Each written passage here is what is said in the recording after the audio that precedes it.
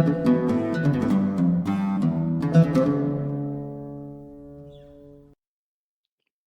1.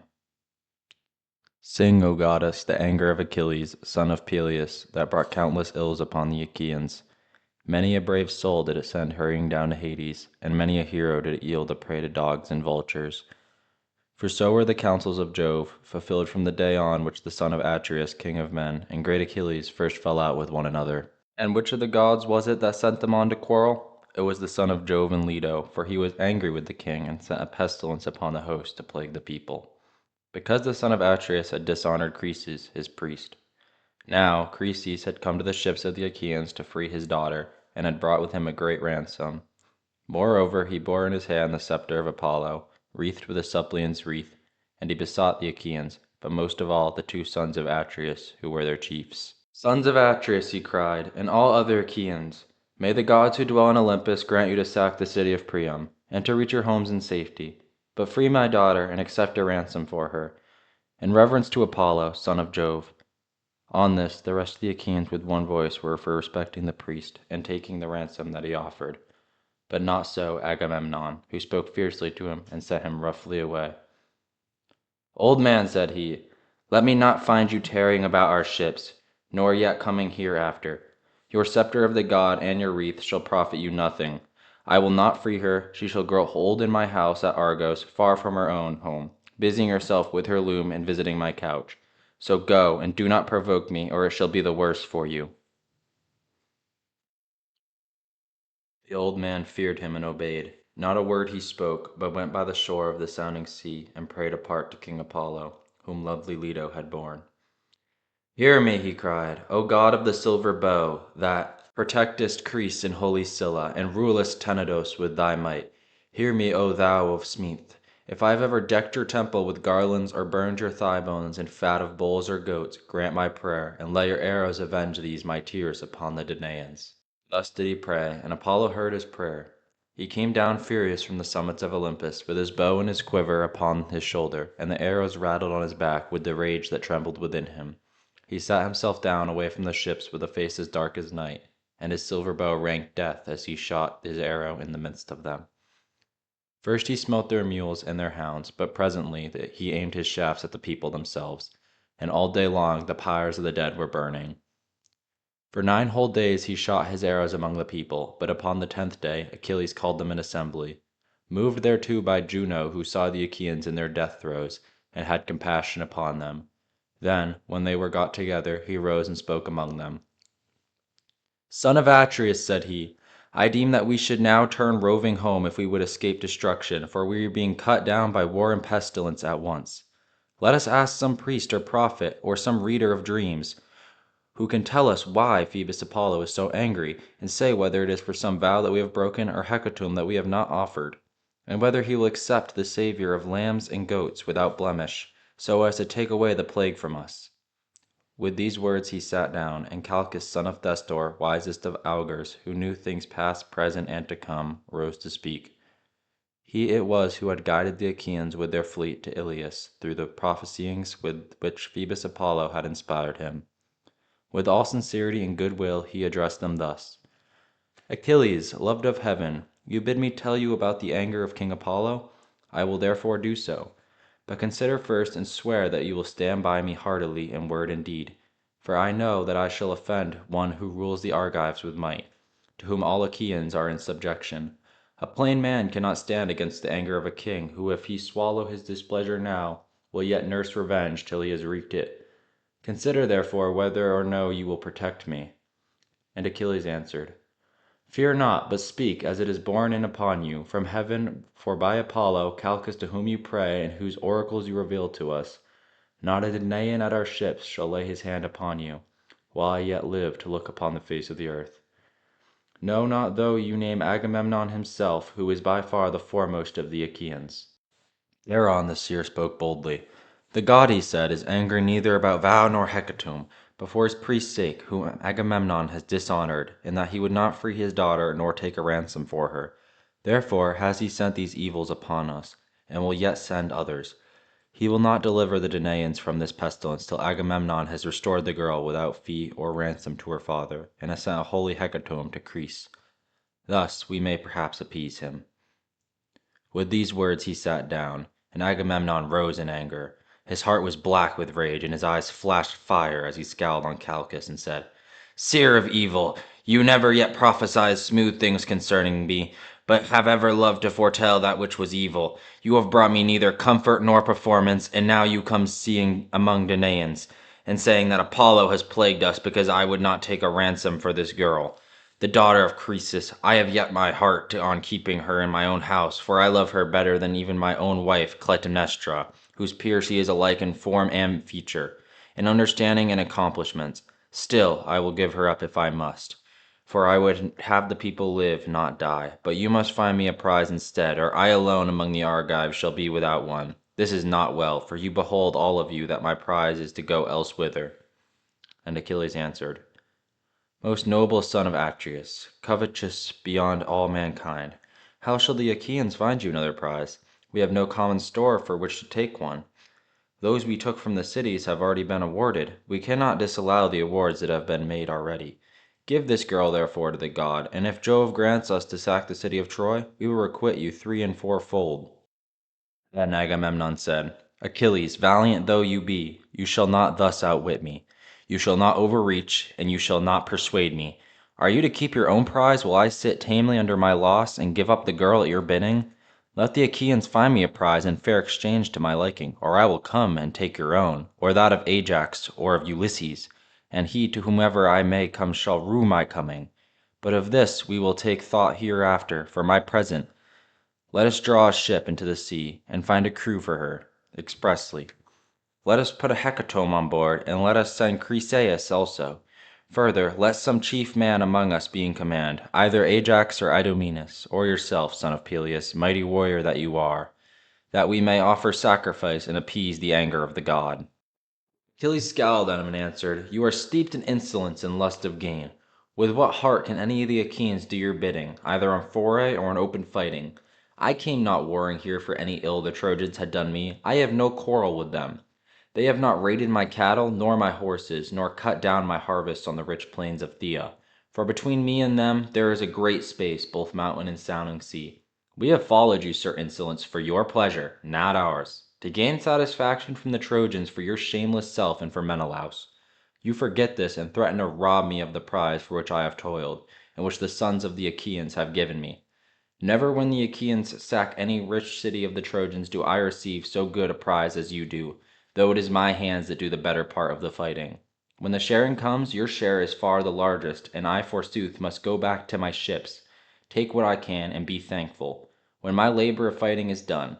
Now therefore I shall go back to Phthia. It will be much better for me to return home with my ships, for I will not stay here dishonored to gather gold and substance for you." And Agamemnon answered, "Fly if you will. I shall make you no prayers to stay you.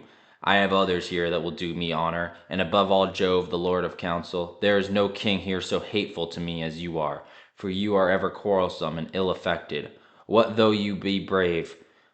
Was it not heaven that made you so? Go home then, with your ships and comrades, to lord it over the Myrmidons. I care neither for you nor for your anger, and thus will I do.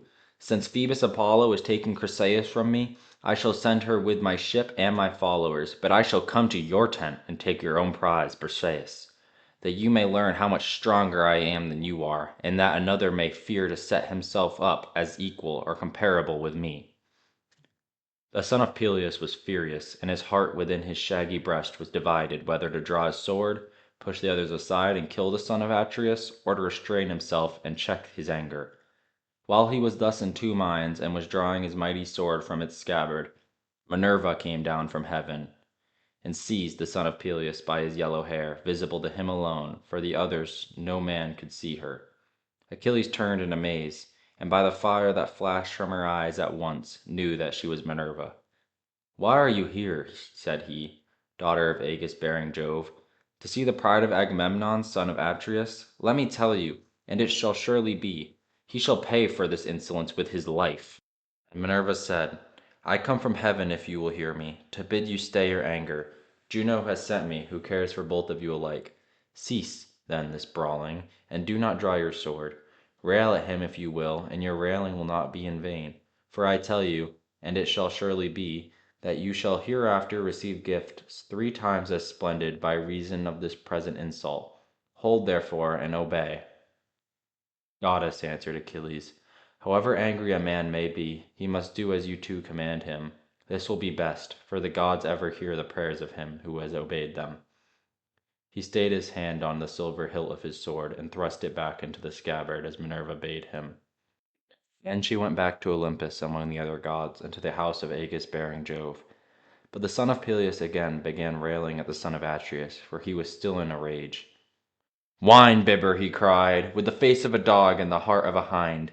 You never dare to go out with the host in fight, nor yet with our chosen men in ambuscade. You shun this as you do death itself. You would rather go round and rob the prizes of any man who contradicts you. You devour your people, for you are king over a feeble folk. Otherwise, son of Atreus, henceforward you would insult no man. Therefore I say, and swear it with great oath, nigh by this my sceptre, which shall sprout neither leaf, nor shoot, nor bud, anew from the day on which it left its parent stem upon the mountains. For the axe stripped it of leaf and bark, and now the sons of the Achaeans bear it as judges, and guardians of the decrees of heaven. So surely and solemnly do I swear that henceafter they shall look fondly for Achilles, and shall not find him. In the day of your distress, when your men fall dying by the murderous hand of Hector, you shall not know how to help them, and shall rend your heart with rage for the hour when you offered insult to the bravest of the Achaeans. With this the son of Peleus dashed his gold-bestudded sceptre on the ground, and took his seat, while the son of Atreus was beginning fiercely from his place upon the other side. Then uprose smooth-tongued Nestor, the facile speaker of the Pylians, and the words fell from his lips, sweeter than honey. 2 generations of men born and bred in Pylos had passed away under his rule, and he was now reigning over the third. With all sincerity and good will, therefore, he addressed them thus. Of a truth, he said, a great sorrow has befallen the Achaean land. Surely Priam and his sons would rejoice, and the Trojans be glad at heart if they could hear this quarrel between you two, who are so excellent in fight and counsel. I am older than either of you, therefore be guided by me. Moreover, I have been the familiar friend of men even greater than you are, and they did not disregard my counsels. Never again can I behold such men as Pirithous, Dryas, shepherd of his people, or as Caeneus, Exadius, godlike Polyphemus, and Theseus, son of Aegeus, peer of the immortals. These were the mightiest men ever born upon this earth. Mightiest were they, and when they fought the fiercest tribes of mountain savages, they utterly overthrew them. I came from distant Pylos, and went about among them. They would have me come, and I fought as it was in me to do. Not a man now living could withstand them, but they heard my words, and were persuaded by them. So be it also with yourselves, for this is the more excellent way. Therefore, Agamemnon, though you be strong, take not this girl away, for the sons of the Achaeans have already given her to Achilles. And you, Achilles, strive not further with the king, and no man who by the grace of Jove wields a sceptre has like honor with Agamemnon. You are strong and have a goddess for your mother, but Agamemnon is stronger than you, for he has more people under him. Son of Atreus, check your anger, I implore you. End this quarrel with Achilles, who in the day of battle is a tower of strength to the Achaeans.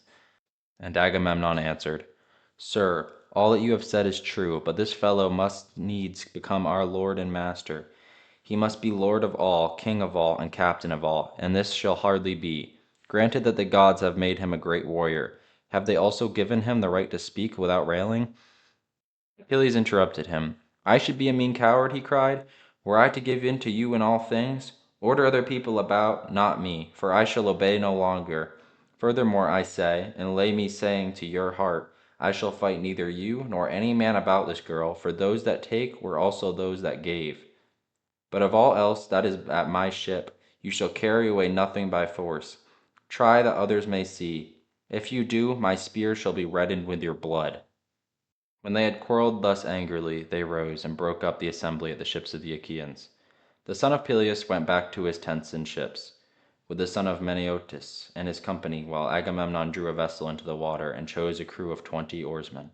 He escorted Chryseis on board and sent moreover a hecatomb for the god, and Ulysses went as captain. These then went on board and sailed their ways over the sea. But the son of Atreus bade the people purify themselves, so they purified themselves and cast their filth into the sea. Then they offered hecatombs of bulls and goats without blemish on the seashore, and the smoke with the savor of their sacrifice rose curling up towards heaven.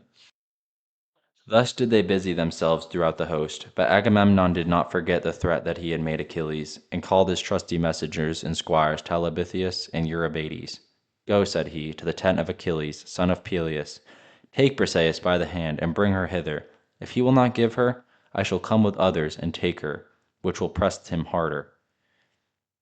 He charged them straightly further, and dismissed them, whereon they went their way sorrowfully by the seaside, till they came to the tents and ships of the Myrmidons. They found Achilles sitting by his tent and his ships, and ill-pleased he was when he beheld them. They stood fearfully and reverently before him, and never a word did they speak, but he knew them and said, Welcome, heralds, messengers of gods and men. Draw near, my quarrel is not with you, but with Agamemnon, who has sent you for the girl Briseis. Therefore, Patroclus, bring her and give her to them. But let them be witnessed by the blessed gods, by mortal men, and by the fierceness of Agamemnon's anger, that if ever again there be need of me to save people from ruin, they shall seek and they shall not find. Agamemnon is mad with rage, and knows not how to look before and after, that the Achaeans may fight by their ships in safety. Patroclus did as his dear comrade had bidden him. He brought Briseis from the tent, and gave her over to the heralds, who took her with them to the ships of the Achaeans, and the woman was loth to go. Then Achilles went alone by the side of the hoar sea, weeping and looking out upon the boundless waste of water. He raised his hands in prayer to his immortal mother. Mother, he cried, you bore me doomed to live but for a little season. Surely Jove, who thunders from Olympus, might have made that little glorious. It is not so. Agamemnon, son of Atreus, has done me dishonor and has robbed me of my prize by force. As he spoke, he wept aloud, and his mother heard him where she was sitting in the depths of the sea, hard by the old man her father. Forthwith she rose, as it were a grey mist out of the waves, sat down before him as he stood weeping, caressed him with her hand, and said, My son, why are you weeping? What is it that grieves you? Keep it not from me, but tell me, and we may know it together. Achilles drew a deep sigh and said, You know it. Why tell you what you know well already? We went to Thebe, the strong city of Eetion, sacked it, and brought hither the spoil. The sons of the Achaeans shared it duly among themselves, and chose lovely Chryseis as the meed of Agamemnon. But Chryses, priest of Apollo, came to the ships of the Achaeans to free his daughter, and brought with him a great ransom. Moreover, he bore in his hand the scepter of Apollo, wreathed with a suppliant's wreath, and he besought the Achaeans, but most of all the two sons of Atreus, who were their chiefs. On this, the rest of the Achaeans with one voice were for respecting the priest and taking the ransom that he offered, but not so Agamemnon, who spoke fiercely to him and sent him roughly away. So he went back in anger, and Apollo, who loved him dearly, heard his prayer. Then the god sent a deadly dart upon the Argives, and the people died thick on one another, for the arrows went every whither among the wide host of the Achaeans. At last the seer, in the fullness of his knowledge, declared to us the oracles of Apollo, and I was myself first to say that we should appease him. Whereon the son of Atreus rose in anger, and threatened that which he has since done. The Achaeans are now taking the girl in a ship to Greece, and sending gifts of sacrifice to the god, but the heralds have just taken from my tent the daughter of Briseis, whom the Achaeans have awarded to myself. Help your brave son, therefore, if you are able, go to Olympus, and if you have ever done him service in word or deed, implore the aid of Jove. Ofttimes in my father's house have I heard you glory in that you alone of the immortals saved the son of Saturn from ruin. When the others with Juno, Neptune, and Pallas Minerva would have put him in bonds, it was you, goddess, who delivered him by calling him to Olympus. The hundred-handed monster whom gods call Briareus, but men Aegeon, for he is stronger even than his father. When therefore he took his seat, all glorious beside the son of Saturn, the other gods were afraid, and did not bind him. Go then to him, remind him of all this, clasp his knees, and bid him give succor to the Trojans. Let the Achaeans be hemmed in at the sterns of their ships, and perish on the seashore. that they may reap what joy they may of their king, and that Agamemnon may rule his blindness in offering insult to the foremost of the Achaeans. Thetis wept and answered, My son, woe is me that I should have borne or suckled you. Would indeed that you had lived your span free from all sorrow at your ships, for it is all too brief. Alas, that you should be at once short of life and long of sorrow, above your peers. Woe therefore was the hour in which I bore you. Nevertheless, I will go to the snowy heights of Olympus and tell this tale to Jove, if he will hear our prayer. Meanwhile, stay where you are with our ships, nurse your anger against the Achaeans, and hold aloof from fight. For Jove went yesterday to Oceanus, to a feast among the Ethiopians, and the other gods went with him. He will return to Olympus 12 days hence. I will then go to his mansion paved with bronze, and will beseech him. Nor do I doubt that I shall be able to persuade him. On this she left him, still furious at the loss of her that had been taken from him. Meanwhile Ulysses reached Greece with the hecatomb. When they had come inside the harbor, they furled the sails and laid them in the ship's hold. They slackened the forestays, lowered the mast into its place, and rowed the ship to the place where they would have her lie. There they cast out their mooring stones and made fast the hawsers. Then they got out upon the seashore and landed the hecatomb for Apollo. Chryseis also left the ship, and Ulysses led her to the altar to deliver her into the hands of her father. Chryses, said he, King Agamemnon has sent me to bring you back your child and to offer sacrifice to Apollo on behalf of the Danaans, that we may propitiate the god who has now brought sorrow upon the Argives. So saying, he gave the girl over to her father, who received her gladly, and they ranged the holy hecatomb all orderly round the altar of the god. They washed their hands and took up the barley meal to sprinkle over the victims, while Chryses lifted up his hands and prayed aloud on their behalf. Hear me, he cried, O god of the silver bow, that protectest Chryse and holy Scylla and rulest Tenedos with thy might. Even as thou didst hear me aforetime when I prayed, and didst press hardly upon the Achaeans, so hear me yet again, and stay this fearful pestilence from the Danaans. Thus did he pray, and Apollo heard his prayer. When they had done praying and sprinkling the barley meal, they drew back the heads of the victims and killed and flayed them. They cut out the thigh bones, wrapped them round in 2 layers of fat, set some pieces of raw meat on the top of them, and then Chryses laid them out on the wood fire and poured wine over them.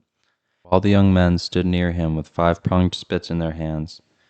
When the thigh bones were burned, and they had tasted the inward meats, they cut the rest up small, put the pieces upon the spits, roasted them till they were done, and drew them off. Then, when they had finished their work and the feast was ready, they ate it, and every man had his full share, so that all were satisfied.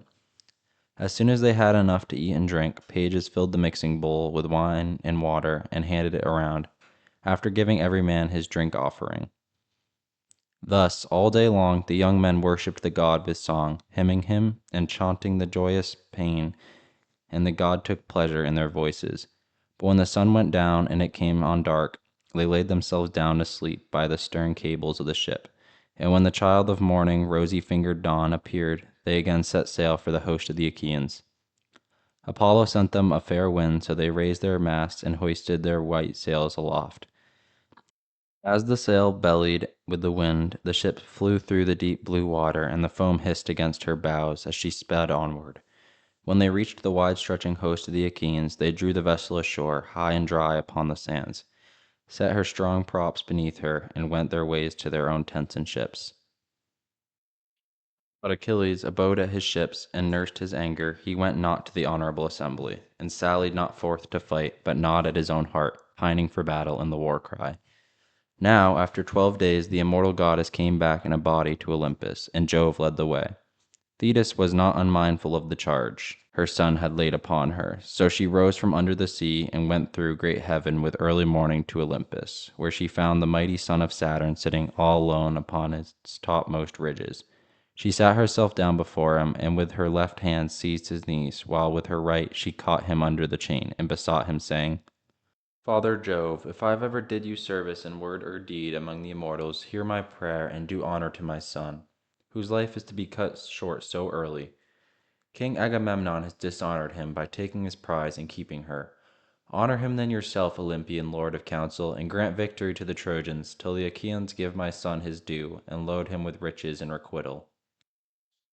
Jove sat for a while silent and without a word, but Thetis still kept firm hold of his knees, and besought him a second time. Incline your head, said she, and promise me surely, or else deny me, for you have nothing to fear, that I may learn how greatly you disdain me. At this Jove was much troubled, and answered, I shall have trouble if you set me quarreling with Juno, for she will provoke me with her taunting speeches. Even now she is always railing at me before the other gods, and accusing me of giving aid to the Trojans. Go back now, lest she should find out. I will consider the matter, and will bring it about as wish. See, I incline my head that you believe me. This is the most solemn that I can give to any god. I never recall my word or deceive, or fail to do what I say when I have nodded my head. As he spoke, the son of Saturn bowed his dark brows, and the ambrosal locks swayed on his immortal head, till vast Olympus reeled. When the pair had thus laid their plans, they parted, Jove to his house, while the goddess quitted the splendor of Olympus and plunged into the depths of the sea. The gods rose from their seats before the coming of their sire. Not one of them dared to remain sitting, but all stood up as he came among them. There then he took his seat, but Juno, when she saw him, knew that he and the old merman's daughter, silver-footed Thetis, had been hatching mischief. So she at once began to upbraid him. Trickster, she cried, which of the gods have you been taking into your counsels now? You are always settling matters in secret behind my back, and have never yet told me, if you could help it, one word of your intentions. Juno, replied the sire of gods and men, you must not expect to be informed of all my counsels. You are my wife, but you would find it hard to understand them. When it is proper for you to hear, there is no one, god or man, who will be told sooner. But when I mean to keep a matter to myself, you must not pry, nor ask questions.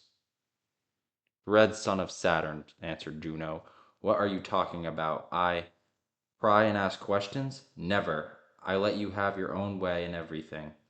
Still, I have a strong misgiving that the old merman's daughter, Thetis, has been talking you over, for she was with you and had hold of your knees this selfsame morning. I believe therefore that you have been promising her to give glory to Achilles, and to kill much people at the ships of the Achaeans. Wife, said Jove, I can do nothing but you suspect me and find it out. You will take nothing by it, for I shall only dislike you the more, and it will go harder with you. Granted that is as you say, I mean to have it so. Sit down and hold your tongue as I bid you, for I once began to lay my hands about you, though all heaven were on your side, it would profit you nothing. On this Juno was frightened, so she curbed her stubborn will and sat down in silence. But the heavenly beings were disquieted throughout the house of Jove, till the cunning workman Vulcan began to try and pacify his mother Juno. It will be intolerable, said he, if you two fall to wrangling and setting heaven in uproar about a pack of mortals. If such ill counsels are to prevail, we shall have no pleasure at our banquet. Let me then advise my mother, and she must herself know that it will be better to make friends with my dear father Jove, lest he again scold her and disturb our feast. If the Olympian thunderer wants to hurl us all from our seats, he can do so, for he is far the strongest. So give him fair words, and he will then soon be in good humor with us. As he spoke, he took a double cup of nectar and placed it in his mother's hand. Cheer up, my dear mother, said he, and make the best of it. I love you dearly, and should be very sorry to see you get a thrashing. However grieved I might be, I could not help, for there is no standing against Jove. Once before, when I was trying to help you, he caught me by the foot and flung me from the heavenly threshold. All day long, from morn till eve, was I falling, till at sunset I came to ground in the island of Lemnos, and there I lay with very little life left in me, till the Cynthians came and tended me. Juno smiled at this. As she smiled, she took the cup from her son's hands. Then Vulcan drew sweet nectar from the mixing bowl and served it round among the gods, going from left to right. And the blessed gods laughed out a loud applause as they saw him bustling about the heavenly mansion. Thus through the livelong day to the going dawn of the sun they feasted, and everyone had his full share, so that all were satisfied. Apollo struck his lyre, and the muses lifted up their sweet voices, calling and answering one another. But when the sun's glorious light had faded, they went home to bed, each in his own abode, which lame Vulcan with his consummate skill had fashioned for them. So Jove, the Olympian lord of thunder, keyed him to the bed in which he had always slept. And when he had got on to it, he went to sleep with Juno of the golden throne by his side.